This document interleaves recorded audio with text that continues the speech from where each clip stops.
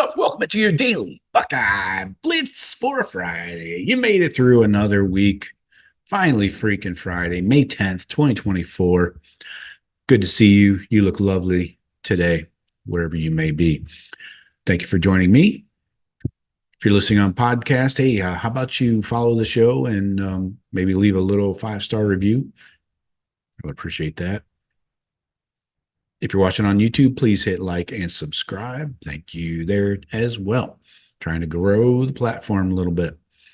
That's all. When you do these things, it actually helps other people find the show, find this content. So it's a favor, kind of paying it forward to your fellow Buckeye fans. And you help me out because more people hear my voice. There's nothing wrong with that, right? So, and while you're at it, please check out the buckeyecast.com. Pop over there and check out the gear, check out everything that we have to offer. You can listen to the show there if you want. You can go shopping, buy something special for someone in your life, and check out the video vault. Check out all the recruiting stuff, condensed games, Buckeye highlights, everything. So, the buckeyecast.com, por favor. All right, so let's get into it. Last week was Cinco de Mayo, right? Sunday? Forgot about that. I'm not a tequila guy. I don't like tequila. Give me all the bourbon I can drink. I'll drink it all day long. Vodka is like water to me, but tequila, nah. I know everybody says the new tequila is not the old tequila. You know, it's not all Patron anymore. I get that. I'm sure I've smelled the stuff. I don't know, that starchiness that tequila has or whatever that aftertaste, can't have it. Doesn't that come from cactus anyways? Yeah, pass. One less person will get poked by not making tequila for me, by the way. That sounds terrible. Anyways, no poking going on around here. We're talking Buckeye freaking football. Let's do it. So we're talking about the quarterback room. And everybody is shitting themselves because we are actually going to enter fall camp with all 5 quarterbacks on the roster. Who would have thunk it? I don't like to pat myself on the back, mostly because I'm not that flexible. And probably throw my shoulder out or something, but more so because I'm a humble Buckeye fan sometimes.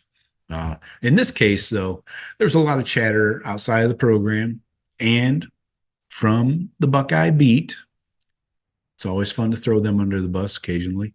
I should do an episode. Hey, if you guys have any topics you want me to run through over the summer, hit me up. Put them in the comments, email me, call me, whatever. Let me know if there's something you want me to talk about, because we've got a lot of time to kill. And eventually, though, the season will be here, and we'll have to just start talking Buckeye football. But anyway, I took a little left turn there. Sorry about that. A lot of chatter around the program about the excess 5 quarterbacks in the quarterback room, and other programs even encouraged the speculation about the quarterbacks entering the portal after spring. They were, everyone was shocked when the portal window closed and all 5 guys were still on the roster. Who was surprised? Were you surprised? I'm curious, actually. I'd like to hear from you guys in the comments. Were you surprised that they kept all 5? Could be me. When camp opened in March, everyone insisted that 1, 2, or even 3 guys would transfer out. That's just asinine. 3. I heard that from like Ohio State beat writers. Yeah. So why did all the quarterbacks return? Why'd they all come back? Let's get into it. Starting off with Will Howard. He's your presumptive starter. Week 1, game 1. I do have some PFF grades. We went through these a long time ago when he first came to Ohio State, but we'll get into it here. Ryan Day loves to put off naming a starting quarterback. The end of spring camp was another example. There were signs that show us which way the battle was going. By the end of spring, Will Howard was finding his footing and proved why he is the favorite to win the job. Howard's not the most polished, pure passer on the roster. I think he would admit that. But his consistency, his veteran experience, his proven track record as a real rushing threat all made the difference. And that conversation hasn't exactly been a secret in the WAC. So that left no reason for Howard to consider a backup plan for his final eligibility after the season. So, but he's staying. He's not going anywhere. I did want to mention his this is his passing grades from last season. Really, it's not bad. I know he's not a pure passer, but he had a 71 overall for the season. Remember, 60 is doing your job. But he was really good against Baylor. At Texas, he graded an 86 at Texas. Yeah. Against Houston, a 75. Texas Tech, a 71. Against Missouri, an 83. These are legit opponents, man. Now, he had a shitty game against TCU, graded a 50. At Kansas, a 55.5. Iowa State, 57.3. And then Oklahoma State, a 38.8. That's the low point on his season. But threw for 2,600 yards, 23 touchdowns, did have the 10 picks. The Oklahoma State game, he threw 3 picks.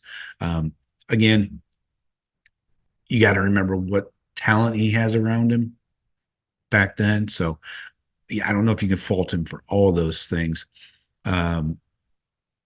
He did have 14 turnover-worthy plays on the season. You don't like that many. One a game is too many, honestly. So his rushing grades are really good. He was a 78.6 on the season.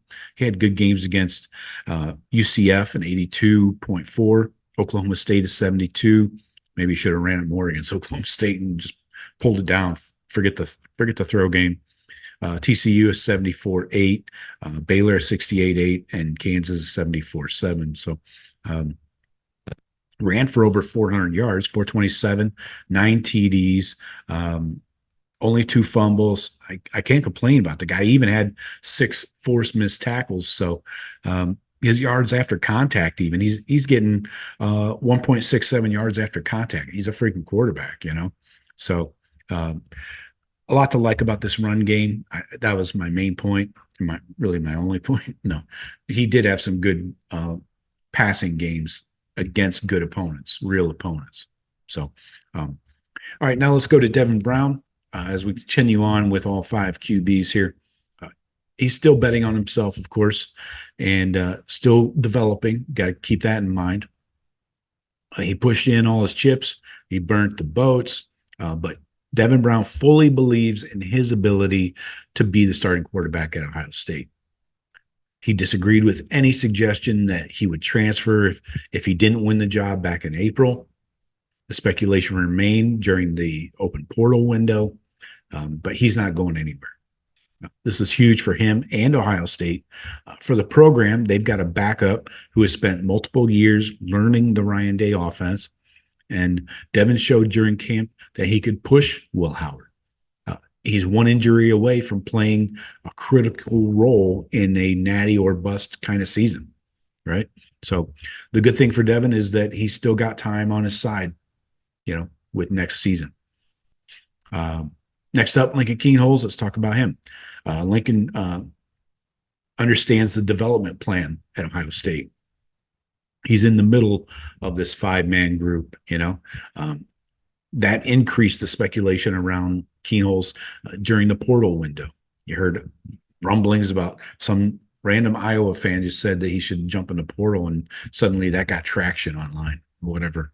Anyways, many Big Ten teams believe Keenholz has the potential to be a starter in the conference. Multiple programs hoped he wouldn't wait for his turn at Ohio State. But the Buckeyes also believe that his dual threat ability can lead to him being a starter in Columbus eventually. The rough Cotton Bowl performance was a reminder for Keenholz that he's not ready for the starting job yet, here or elsewhere. So Keenholz still hasn't even been on campus for a full year. He came in last June. He's embraced the development plan and understands it's going to take time. So would leaving Ohio State after spring camp and having to start all over with a new playbook this summer, would that somehow put him in a position to start at a new school in August? It makes no sense. It's not likely at all. He also wouldn't have the development, the time and development under Ryan Day and Chip Kelly. So Keenholz will again have a ton of transfer options available to him next year if he wants to pop in after the season. Julian Sayin. This guy is not really dealing with much of a learning curve. He's the last guy that came into the quarterback room back in January, and he might have one of the stronger cases to be a starter. In spring practice, Julian Sayin showed he's got the real arm talent. He impressed both the players and the coaching staff, not just because he's a true freshman, though, because he's actually good. Sayin needs to develop more physically, of course. He's got plenty of time after arriving in January. He needs to add more strength, more weight, some body armor to his frame. He's already shown that he has the tools to play a quarterback, but so Sayin could be in the mix for the starting job next year, at least a battle for the starting job. He probably wasn't interested in transferring again in April after his week and a half at Alabama. Picking up and moving again probably does not sound like fun. So he's stuck around. Aaron Nolan, last guy here, still in the mix after ending spring camp on a high note. He's somewhat overlooked during spring camp, but it would have been no surprise if Aaron Nolan would assess his standing in the quarterback room and not see a role for himself at Ohio State.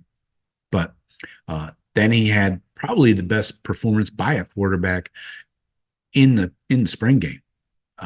If Nolan needed the proof that he belonged at Ohio State, that was it, the spring game. The coaching staff wasn't drawing any conclusions about Nolan after 14 practices, but the spring game really helped solidify the idea that Nolan can meet the expectations. And in the current state of college football, Nolan was prematurely lumped into the portal conversation because of the hype around Sayin and the current depth of the room. But Nolan wasn't in a rush to be a starting quarterback. So he showed why in the spring game. So going back to the spring game, by the way, I have the snap counts right here. Julian Sayin actually got all the action, most of the action, 34 snaps. Lincoln had 26, Aaron Nolan 23, Will Howard 20, Devin Brown 15, and Chad Ray had 3. I missed those. Anyways, so yeah, spread around there. Will Howard and Devin Brown got the least, which made the spring game almost I don't know, more of a focus on the young guys kind of thing, because Brown and Howard only got 2 drives each, and they really didn't do much with them. So anyway, so yes, the 5-man quarterback room is intact. It's not going anywhere. So I like being right just once. If you ask my wife, I'm never right. So, hey, it's just nice to win one. Anyway, that's all I got for you today. Please visit thebuckeyecast.com. We'll talk to you later. Go Bucks.